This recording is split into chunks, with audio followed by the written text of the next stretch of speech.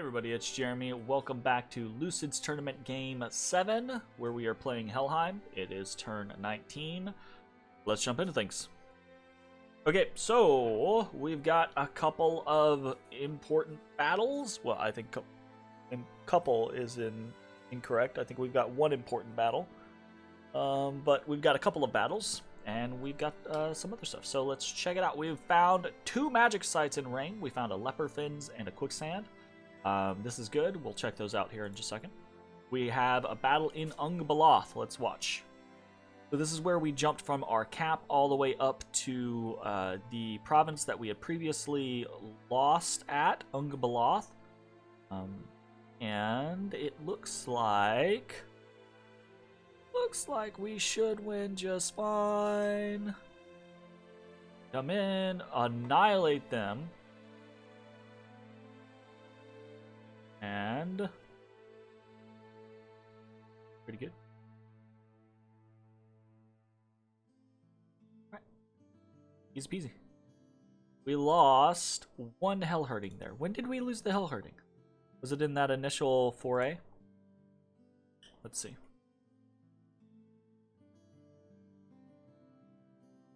Let us see. We got 7 of them. Oop. Got the 7.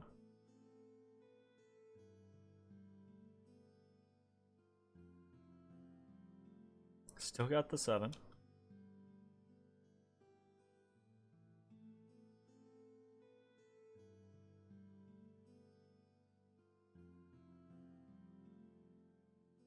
Do we?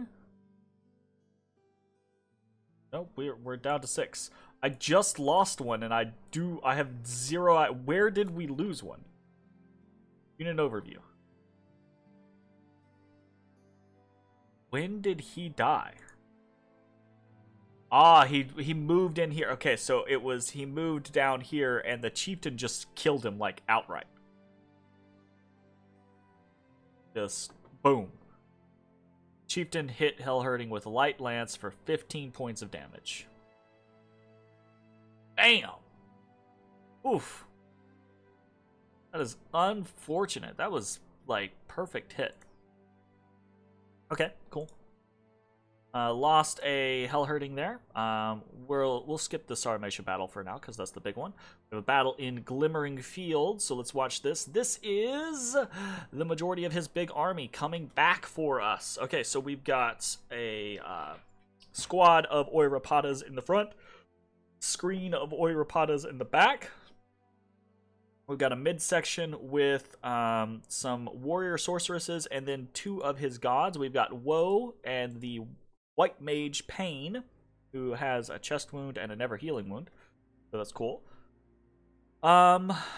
And they're just up against these 2 hell hurtings, which all these hell hurtings are here is because this guy was going to die anyways, and this guy would have died shortly afterwards as well. So this was just one of those scenarios of if he doesn't move them off, right? If he doesn't move them off of the fort, then he, can't recruit for this turn, but is what it is. They don't do anything super interesting in this fight, I don't think. Mirror image, moss body, personal regeneration, awakened tattoos. Okay, cool. Kind of have an understanding of what we're up against there. We've got 38 Oirapatas, 6 warrior sorceresses, some cataphracts, some lancers. Now this is all of the stuff that he was able to bring to bear from Marverni's capital, but this is not everything that he had on Marverni's capital, because not everything he had on Marverni's capital could make it all the way, and that is what this battle is, a battle in Letia. So go ahead and watch this real quick. So this is a big stack of Tuatha warriors from Tirnanog versus all of the stuff that could not make it. And that's mostly these Inaris, right? I think he's got some Lancers here from that actual army. And I think the Barbarians is just province defense, right? So the Inaris do communion up. And they're here to do some work. Unfortunately, like, these Tuathas don't play. They're basically like foot versions of Hellherdings. High glamour, high attack. Actually, a little bit better because they have golden spears, and golden spears are badass. Tuathas are pretty freaking cool. I like Tir Nanog. It's a fun nation. I just think in generally speaking, death tends to be a little bit better than nature. I say that, it just depends on the situation. So these Tuatha come in and they just butcher the Saramatian forces. Got some air elementals. The guy back here was casting air elementals. So that's cool. Tir Nanog comes in, kills a whole bunch of units. Specifically, it's important that he kills these Inaris. Now, keep in mind, again, he lost like 4 Inaris on Marverni's capital. He just lost another 3 there. That's like 7 turns worth of recruitment. He's got, if we think about how many warrior sorceresses he has, right? He's got 6 of these. That's another 6 turns of recruitment. He had a Witch King, right? I think that's a slow to recruit. So we killed that. That's a lot of his recruitment being accounted for. Now that we are trying to target his capital, if we can prevent him from recruiting more things, that'll be a really big deal. So we gotta see how that works out. All right. So that brings us to the battle in Sarmatia. Watch.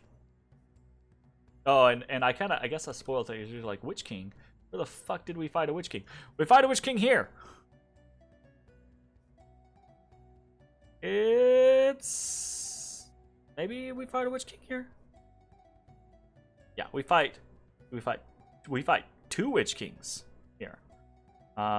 So this is a good point. We fight 2 Witch Kings here, cause Sarmatia patrolled with about 10 or so Oirapatas, some Witch Kings, and I think like a warrior sorceress.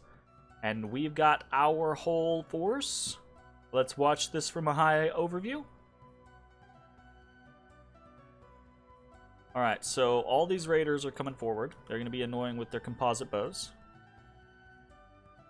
We've got the Blessing comes out, and since we have Divine Blessing now, a lot of my other guys are going to do Phantasmal Warriors, which is actually not bad. Adding a couple Phantasmal Warriors into the mix is cool.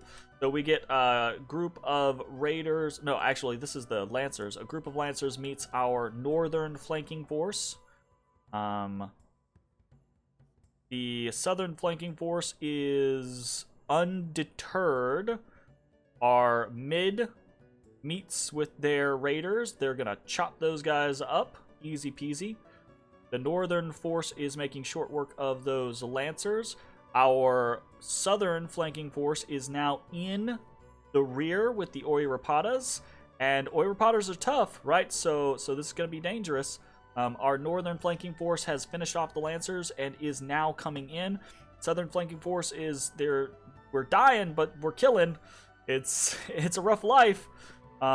We have shattered the majority of these raiders, and we're now in with the Oirapatas, and now we begin the envelopment, right? We've got the northern flanking force is now actually on the north side.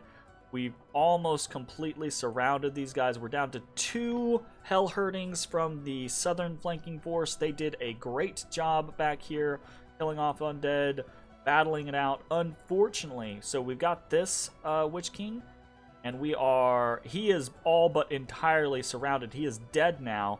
We've got this other Witch King. Unfortunately, he's got just the slightest avenue of retreat, and he makes it out. And this is kind of horseshit. He's combat speed 16.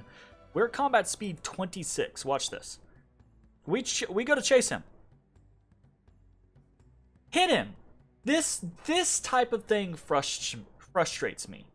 Something that is combat speed 16 that is running away from something that is combat speed 26, we should be getting hits in the rear on this guy, but we're not. He moves a square, we move a square. He moves a square, we move a square. He moves a square, we move a square.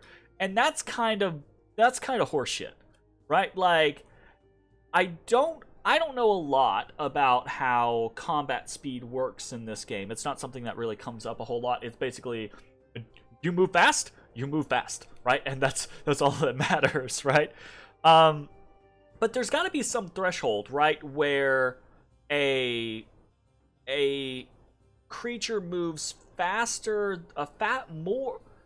enough compared to another one, that they take hits. And I don't know what that break point is, right? Because obviously you can see it as like cavalry is chasing down infantry, right? If this guy was a combat speed 10 infantry, like if he was one of these fucking phantasmal warriors, we would move up behind him and go whack, whack, no problem, right? But for whatever reason, like he's over the break point or whatever, and that seems silly to me. Because we never get an attack off on him. Like, that entire time. We're at his back the entire time, never get an attack off on him. And we probably only needed 1 or 2 attacks. Regardless, though, that is a victory for us in Sarmatia. And a pretty good one at that, truth be told. What we did lose 11 Hellherdings and 2 mounted Herdmen, so our force was, that's a fifth of our force, basically. So that is unfortunate. But we killed the majority, we killed all of his province defense, and we talked last turn about how province defense, having a big province defense is kind of like a screen, is a really bad thing for us, right? That's going to allow him to do more flanking with his Oirapadas, allow him to set up communions and shovel out a whole bunch of horde of skeletons, etc. So we had to get rid of the province defense. We did that. That's great. That's fantastic. And we, fortunately, like, he didn't have to patrol. Had he not patrolled, we would have just taken the province defense, but he would have kept these Oirapadas and that Witch King, right? Now, he did keep one of them, which is unfortunate. And like I said, these guys are recruitment 4, so that is 4 turns worth of recruitment. He lost 2 turns worth of recruitment, so but we know where another 2 turns of his recruitment has gone. So he doesn't have much. He can't have much. And that's really good news for us for a number of reasons. But now the question is this force can still fight, but we've lost a couple. We've lost a couple of hell units. We've lost a fourth of our hell herdings. This is a problem, right? Especially since if we look at Glimmering Fields, this is coming at us. And can what we have at Sarmatia defend against this? And whatever else he still has in Sarmatia, because I doubt he was patrolling with everything there. So that's a good question. Let's see what else we have in the turn. We have your nature mage has sought out the old man in the woods and persuaded him to share his secrets. So Hera, the Jade Sorceress, we just got her, starts with nature +1, and that's pretty badass. Unfortunately, so Jade Sorceresses have a 25% random that they can get, like nature, earth, water, and I think one other thing, like death or air or something. Like, we'll check here in a second. So we got a nature +1, which is nice, right? We now have a nature 2, and that's fantastic.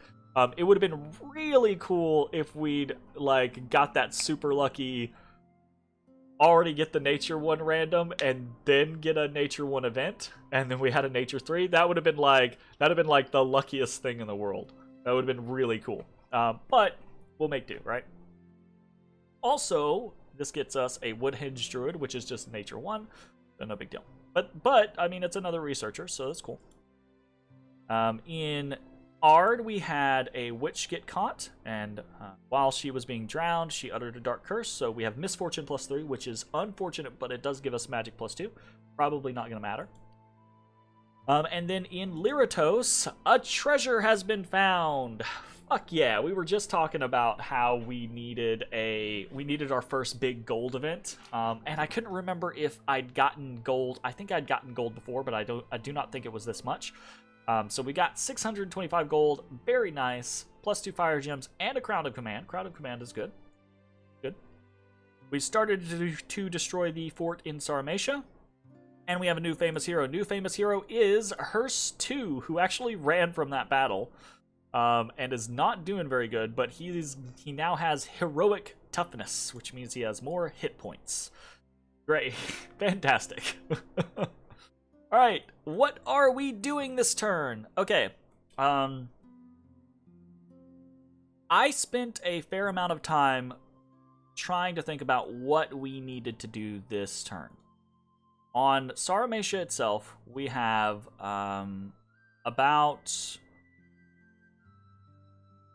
we've got about 40 or so units.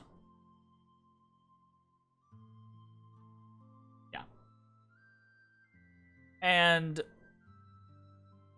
the force that is coming from Glimmering Fields is almost, I would say it is definitely capable of beating us in the field.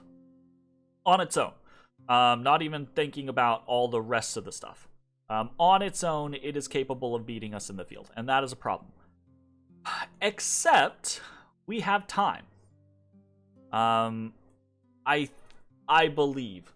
I am not an expert in the game, as you all have seen on multiple occasions. I am not a pro. I do not know absolutely everything about this game, but I know a little bit, and I think I have a good grasp, a good understanding on how movement works in this game. So, if we take a look at Glimmering Fields, most of his stuff, he's got some map move 20s, he's got a map move 10, he's got some 18s. The big important thing is these Oirapatas, right? And they are map move 16. Now, to get to me, the computer, if he were to try to jump from Glimmering Fields to Sarmatia, he's gonna try to take the quickest route, and the quickest route would be through Menace, right? Because these are plains, right? He is... Ooh. I wonder, does farmland count as something different? I think farmland just counts as plains. 5...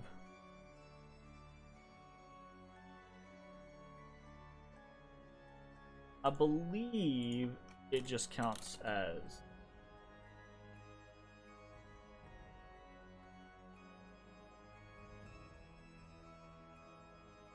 Yeah, I believe it just counts as... Farmland just counts as plain. So, to move from Glimmering Fields to Menace, it would normally cost 6 movement. Right? It would cost 3 to leave a plains and 3 to enter a plains, because movement in Dom 5 is done in half steps. You know, someone should make a freaking, like, a full tutorial movement video. Maybe I'll do that. So movement is done in half steps. So you have move speed. Okay, so for example, these Oirapatas have 16 map move. Okay, and so that's the total number of points that they can spend moving through provinces. You count, movement counts when you leave a province and when you enter a province. So to leave a plains, it costs 3. To enter a plains, it costs 3. So it costs 6 to move from Glimmering Fields to Menace. However, snow adds an additional 1 to your movement unless you have the snow move ability, which we have, right? We can check here. We've got snow move. Okay, so ability to move unhindered in snow-covered lands. He does not have snow move, so that means moving from Glimmering Fields to Menace is 4 to leave Glimmering Fields because it's a plains in snow, and then 4 to enter into Menace because it's a plains plus snow. So that's 8 of the Oirapada's move speeds. So that you also have Sarmatia as a plains, right? also in snow. So in theory, going from Menace to Saramatia would be another 8 points, and these Oirapatas would be able to do that. So they'd use 8 points getting to Menace, use another 8 points getting to Saramatia. That's their 16 points. Bam, they're going to hit me next turn. Big ow, right? Big deal. Except that's not true, because technically we control Saramatia right now, and moving into an enemy's province adds 4 points to the movement cost. So it goes from Menace, leaving Menace still costs 4, but trying to enter into Saramatia goes from 4 to 8.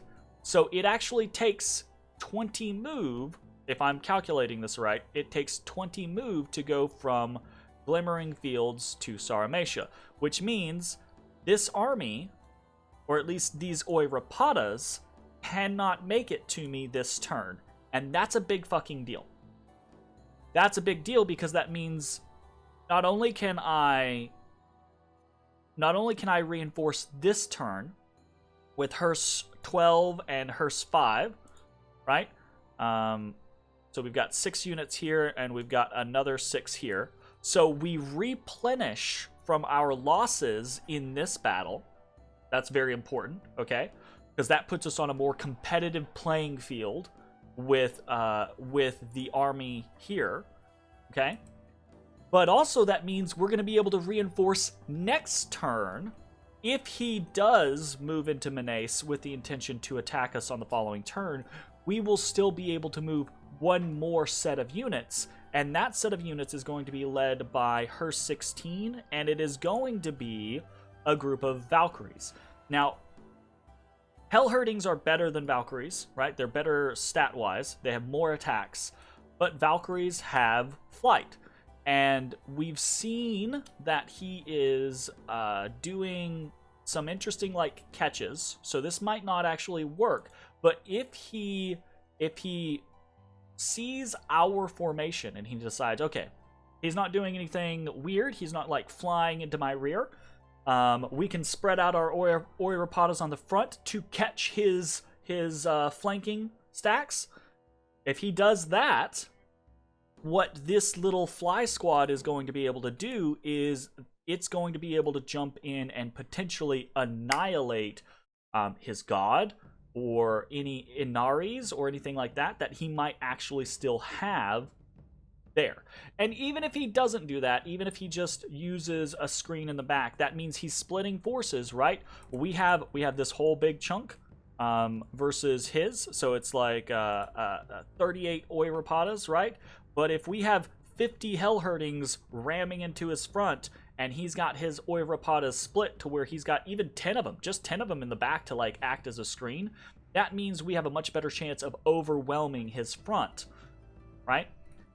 So I think the Valkyries are going to be a very good plan here. And here, so we're going to be able to reinforce with that next turn. But to make things even more in our favor,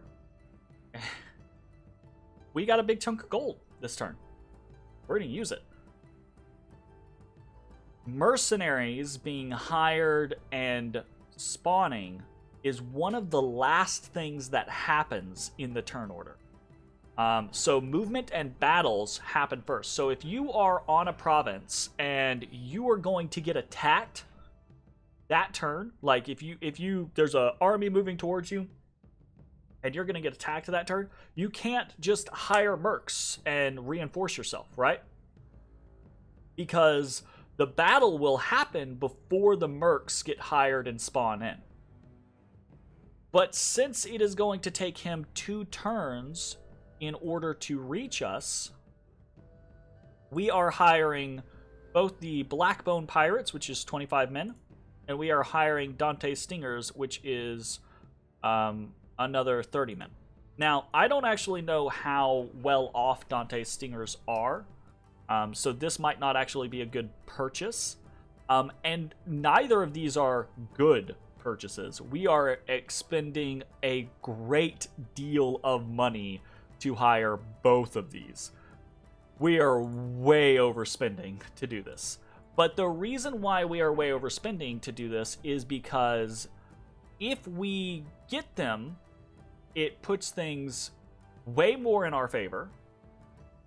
And if we get them, it puts a battle more in our favor. And if we get them, it puts a siege way more in our favor. Because there is another alternative, and the alternative is that Sarmasha decides not to come at me immediately, but he decides to try to build up his force in Glimmering Fields, because he knows that he has way better research than I do right now. He knows that he could potentially do something like, we take a look at the Pretenders of the World. He could potentially do something like just get a couple turns of Inaris and then smash the shit out of me. I don't think that is the plan. I think he's going to come at me. I think he is going to try to knock me off of his capital.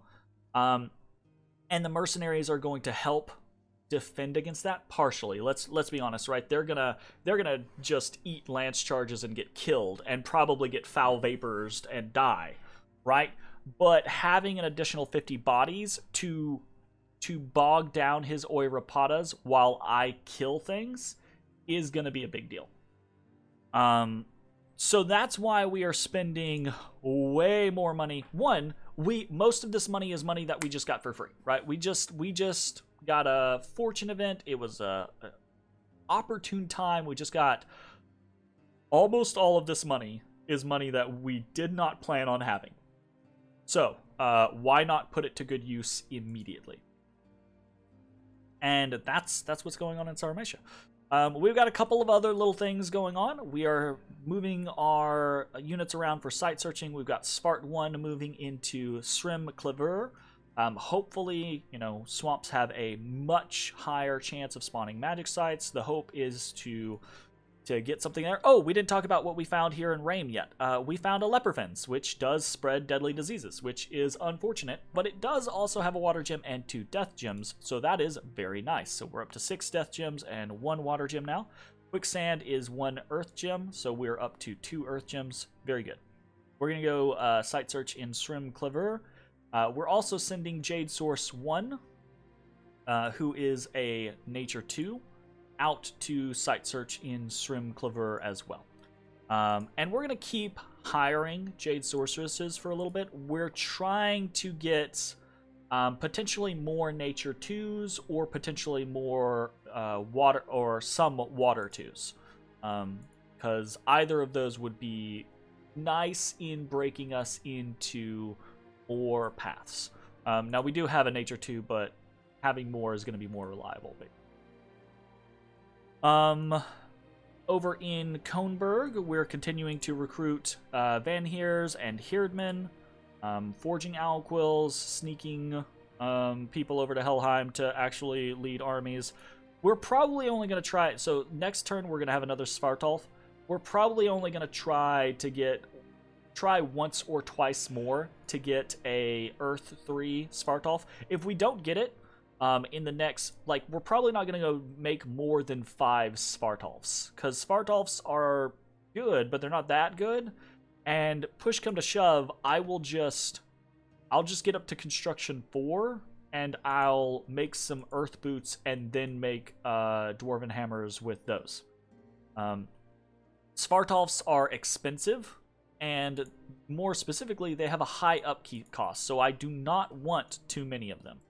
I want to move over to making a Dis and to making some Hangadrots, but also probably to start popping out Vanyarls, because we need to start up our blood economy. We're actually kind of behind the curve of where I would prefer to be at the moment. Our infrastructure is good, but we're spending a lot of time and attention on moving armies around and getting mobility, which means that we're not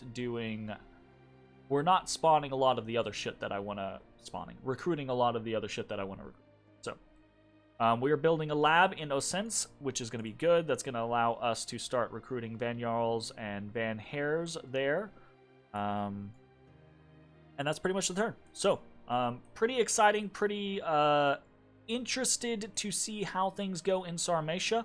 I'm hoping that I'm not wrong. Again, I'm not an expert in the game. I think I have a pretty good understanding of how things work, but I could be wrong, and he might hit me this turn and fuck me up. If that's the case, I will have learned a lesson, I guess. Yeah, I will have learned a lesson, because if he hits me this turn with this army, I'm going to be furious, and then I'm going to go spend like 3.5 hours trying to figure out what I miscalculated and how I miscalculated it, and then I'll go crazy, basically. Alright, that's going to be it for the turn. I will see you all next time. Bye, everybody.